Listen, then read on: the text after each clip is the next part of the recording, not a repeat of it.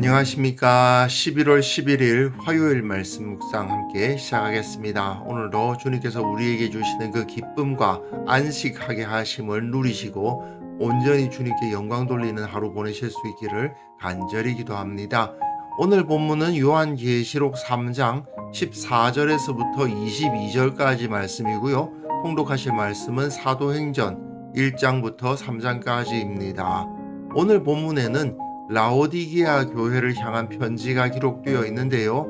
사실 악명 높은 교회죠.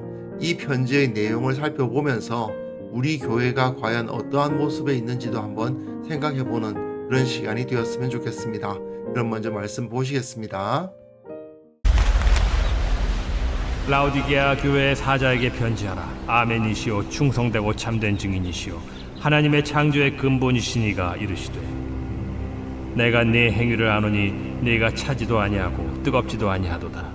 네가 차든지 뜨겁든지 하기를 원하노라. 네가 이같이 미지근하여 뜨겁지도 아니하고 차지도 아니하니 내 입에서 너를 토하여 버리리라. 네가 말하기를 나는 부자라 부요하여 부족한 것이 없다 하나 네 곤고한 것과 가련한 것과 가난한 것과 눈먼 것과 벌거벗은 것을 알지 못하는도다.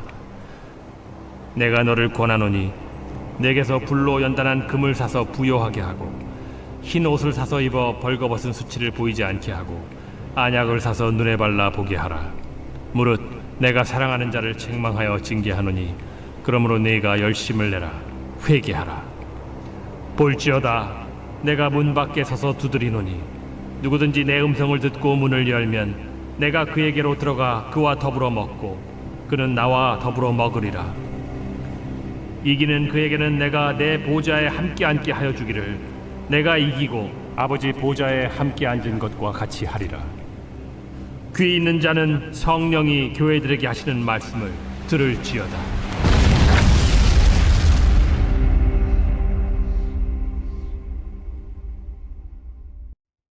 이제 7교회 중에 마지막 교회인 라오디게아 교회로 들어갑니다.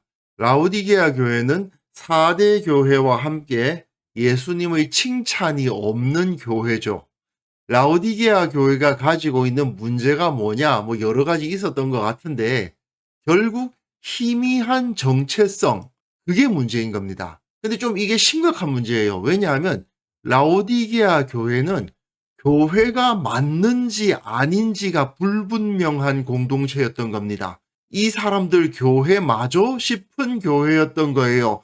굉장히 심각하죠. 라오디게아 교회의 사자에게 편지하라. 아멘이시오 충성되고 참된 증인이시오 하나님의 창조의 근본이시니가 이르시되 되어 있습니다. 여기서 예수님이 어떤 분이시냐 하면요. 아멘이시고 충성되시고 참된 증인이세요. 이건 확실하다는 뜻이죠. 이건가 저건가 왔다 갔다 하는 것을 받아들이실 분이 아니라는 얘기입니다. 예수님은 하나님의 창조의 근본이십니다. 하나님의 창조가 애매한 게 없잖아요. 그러니까 예수님도 애매한 걸 받아들이실 분이 아니라는 겁니다. 그리고 바로 직격해서 이야기를 하시죠. 내가 네 행위를 아노니. 4대 교회에서도 이 표현이 나왔고 빌라델비아 교회에서도 이 표현이 나왔는데 라오디게아 교회에서도 이 표현이 사용되고 있습니다. 네가 차지도 아니하고 뜨겁지도 아니하도다. 네가 차든지 뜨겁든지 하기를 원하노라. 내가 이같이 미지근하여 뜨겁지도 아니하고 차지도 아니하니 내 입에서 너를 토하여 버리리라. 예수님께서 이것을 마시려다가 너를 받아들일 수가 없다. 그러니까 토해버리겠다고 말씀하시는 겁니다. 예수님의 몸된 교회라는 개념을 이미 초대교회 사람들이 가지고 있었다라는 사실을 기억해야 됩니다. 예수님과 함께 동행하고 우리는 예수님 안에, 예수님은 우리 안에, 그것이 바로 교회의 정체성이잖아요. 근데 예수님이 라오디게아 교회를 토해버리시겠다는 것은 예수님의 몸의 일부로 여겨주시지 않겠다는 이야기가 되는 겁니다. 여기서 뜨거운 것은 신앙이고 찬 것은 불신앙이다. 이렇게 생각하실 필요는 없습니다.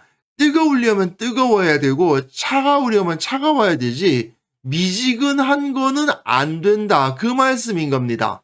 소아시아, 지금의 튀르키예 지역이잖아요. 튀르키예 지역에서 지진 이야기 많이 들리죠. 지진이 많다는 것은 거기에 온천 같은 것도 많이 난다는 거 아니겠습니까? 이 라오디게아 지역의 북쪽에 약간 동쪽으로 치우쳐 있는 그곳에 히에라폴리스라는 지역이 있었는데 여기서 온천수가 나왔다고 합니다. 그리고 남동쪽, 동쪽인데 약간 남쪽으로 치우친 곳에 골로새가 있는데 골로새에서는 아주 차가운 물이 나오고 히에라폴리스에서는 온천수가 나오는 거예요. 그런데 라오디게아 이 지역 사람들은 자기네 땅의 물이 좀 센 물이어서, 센 물이라는 것은 이제 석회수라는 얘기죠. 라오디게아 사람들은 자기 지역에 있는 물이 별로 안 좋다 보니까 히에라폴리스에서 물을 끌어다가 마셨다고 합니다. 이 온천수를 바로 끌어다가 마신 거예요. 그런데 문제는 여기에서야 뜨거운 온천수였겠지만 여기까지 수로를 파가지고 그 수로를 통과해서 온 물이 히에라폴리스처럼 뜨거울 리는 없겠죠. 그러다 보니까 이 라오디게아의 물은 히에라폴리스의 물처럼 뜨겁지도 않고 골로새의 물처럼 차갑지도 않은 물이었던 겁니다. 근데 예수님은 여기에 비유해서 너는 뜨겁지도 않고 차갑지도 않고 중간에 껴가지고 미지근한데 꼭 그 물처럼 너희들의 신앙도 그렇게 미지근하구나라고 지적하시는 거예요. 그렇다면 이 미지근함의 진정한 의미는 무엇일까? 결국 세상과 구분이 되지 않는다는 거죠. 얘가 도대체 하나님의 나라, 거룩한 백성, 교회인지 아니면 세속의 어떤 다른 단체인지 구분이 잘 안 된다는 거예요. 그러면서 라오디게아 교회 사람들이 어떤 생각을 가지고 있는고 하니 네가 말하기를 나는 부자라 부요하여 부족한 것이 없다 하나 세상적으로 부요하다는 겁니다. 가진 것이 많아요. 이게 라오디게아 지역 유적 사진들인데요. 저는 성지순례를 못 가봤습니다만은 성지순례 가보신 분들이 라오디게아 지역 이 유적을 가보면 참 아름답답니다.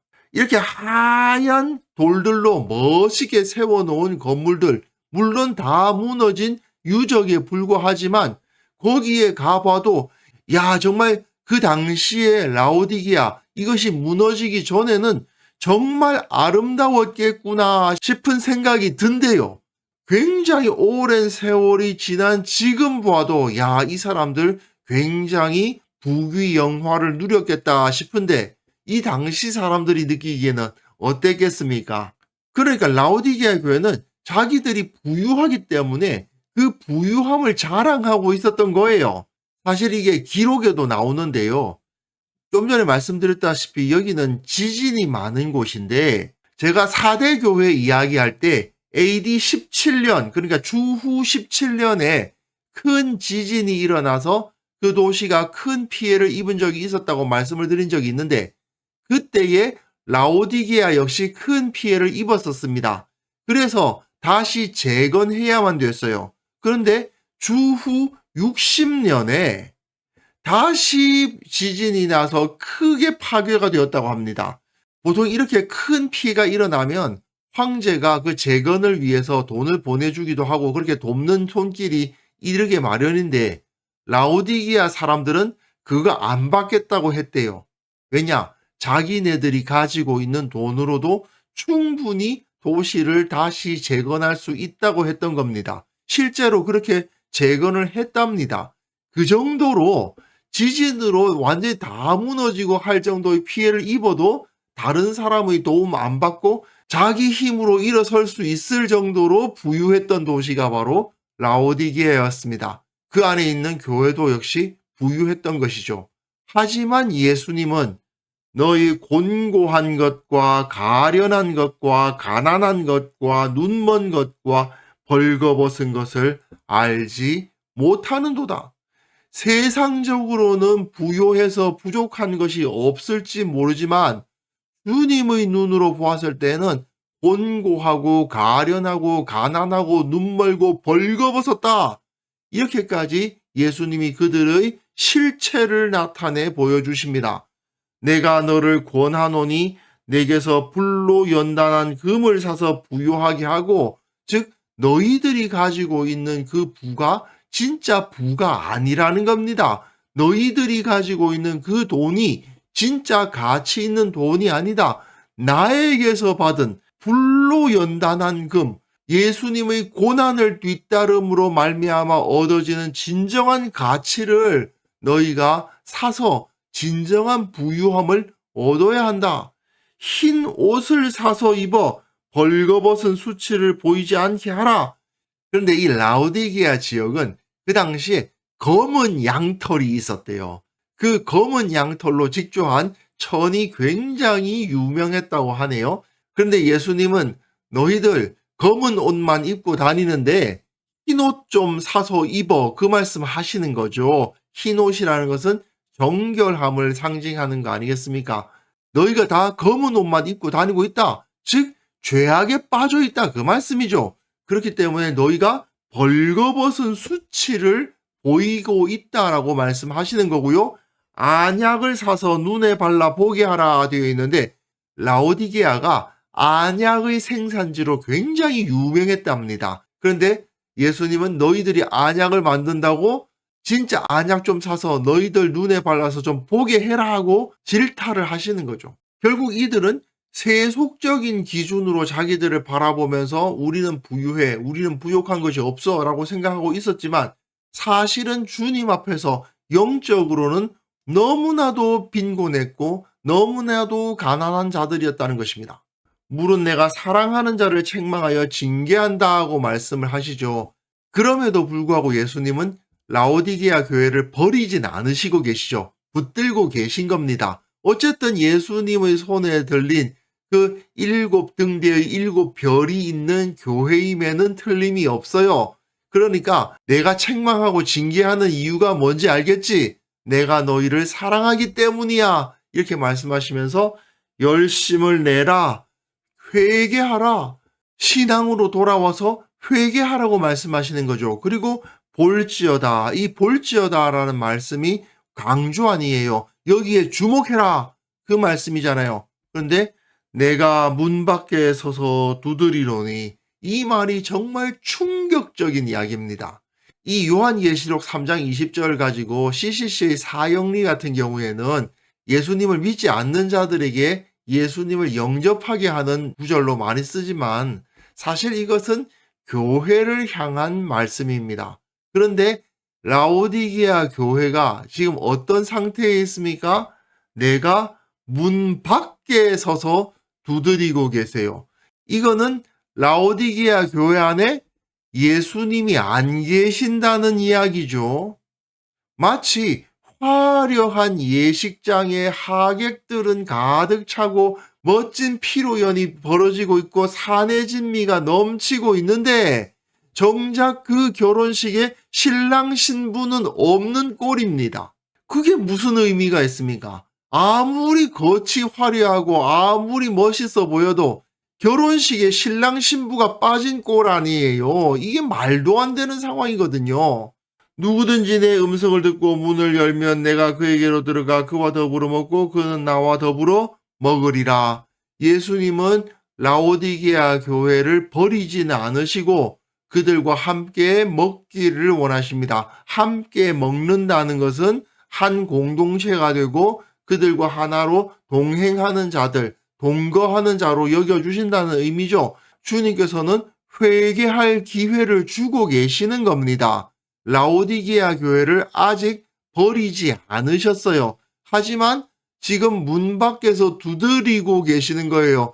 교회라고 모여가지고 자기네들끼리는 아주 즐거운데 정작 그 안에 예수님이 안 계신 어처구니 없는 상황. 그야말로 이게 교회인가 싶잖아요. 그런 상황임에도 불구하고 예수님은 라오디게아 교회를 향한 희망을 버리지는 않고 계신다. 그래서 예수님은 이렇게 말씀하시죠.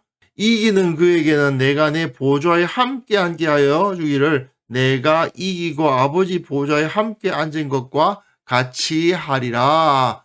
여기서 이기는 그에게는 이란 표현을 쓰시는 것을 보면 라오디게아 교회에 속한 모든 사람들이 전부 한꺼번에 회개할 것을 기대하지 않으시는 거 아닌가 싶기도 합니다.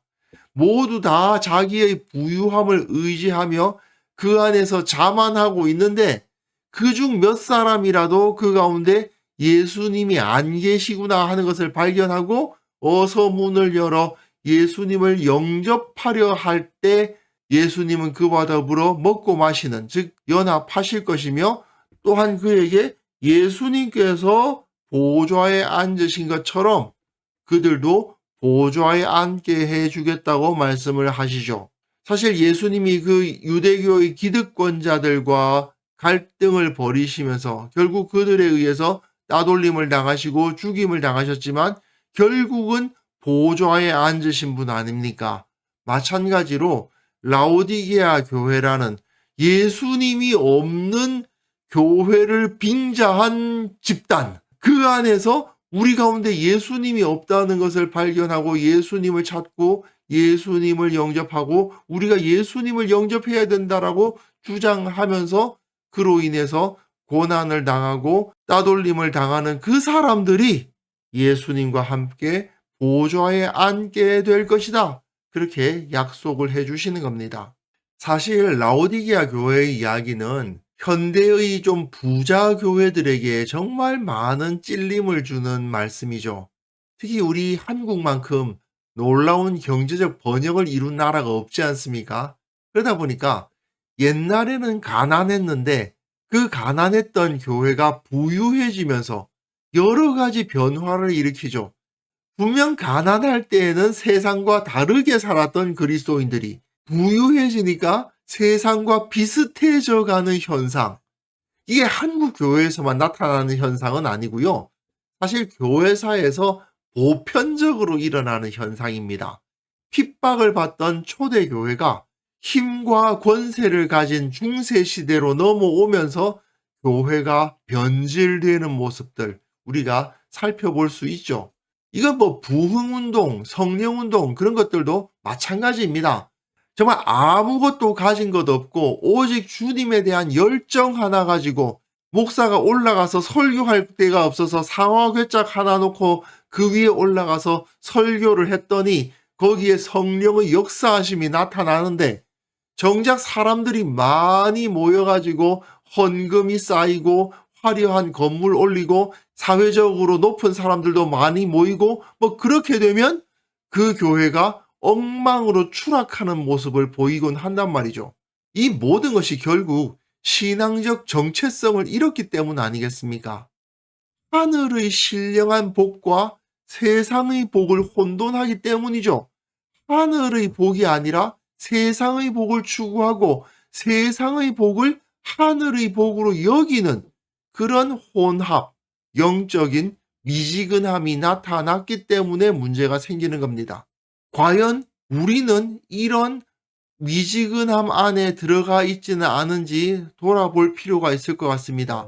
적어도 주님께서 밖에서 문을 두드리고 계시면 안 되죠. 결국 세상의 복락도 누리고 하나님의 복도 누리겠다. 이런 식으로 양다리를 걸치니까 미지근해지는 거잖아요. 하지만 그런 식으로 양다리 걸치기 하다 보면 예수님에 의해서 토해 내쳐지는 결과를 가져올 수 있다는 거 우리가 분명한 경각심을 가져야 될 것 같습니다. 화려한 건물과 멋진 예배 의식은 있지만 정작 예수님은 안 계시는 교회, 그런 교회가 우리 주위에서는 있어서는 안 되겠다. 그런 생각을 해보게 됩니다. 그래서요, 이 시간 함께 기도하실 때에는요, 우리가 세상의 기준과 가치관을 따르지 않고 오직 주님과 함께하게 하옵소서. 우리 교회가 오직 예수님을 모신 교회, 예수님을 기뻐하는 공동체가 되게 하시고 교회로서의 정체성을 분명하게 세우게 하옵소서. 함께 기도하는 시간 갖습니다.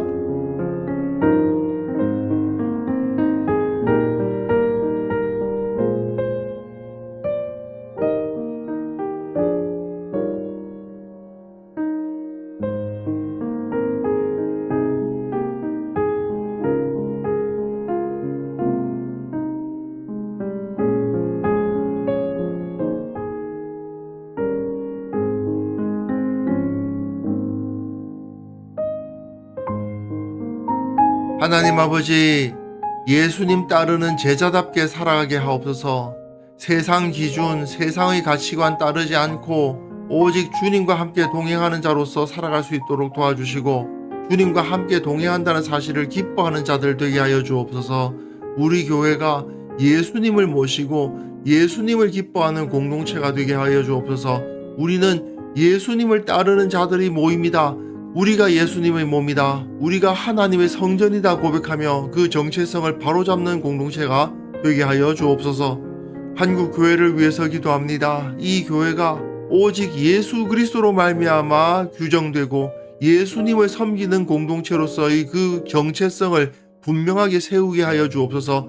대내적으로나 대외적으로나 그 정체성이 오직 예수 그리스도로 말미암아 규정되게 하여 주시고, 결코 세상적인 힘이나 세상적인 영향력에 의해서 교회가 이리저리 휩쓸리는 일이 없도록 주님 한국 교회를 붙들어 주옵소서. 아버지 하나님, 오늘 하루 살아가는 그 삶 가운데에서 제자로서의 정체성을 온전히 지키는 하루를 살아갈 수 있기를 원합니다. 주님 안에서 기뻐하고 주님 안에서 바르게 살아가며 늘 주님 앞에 기도하고 늘 주님께 감사하며 주님께서 주시는 하늘의 복으로 만족하는 그러한 하루를 살아갈 수 있도록 주께서 우리와 함께 하여 주옵소서. 감사드리옵고 예수님의 이름으로 기도합니다. 아멘.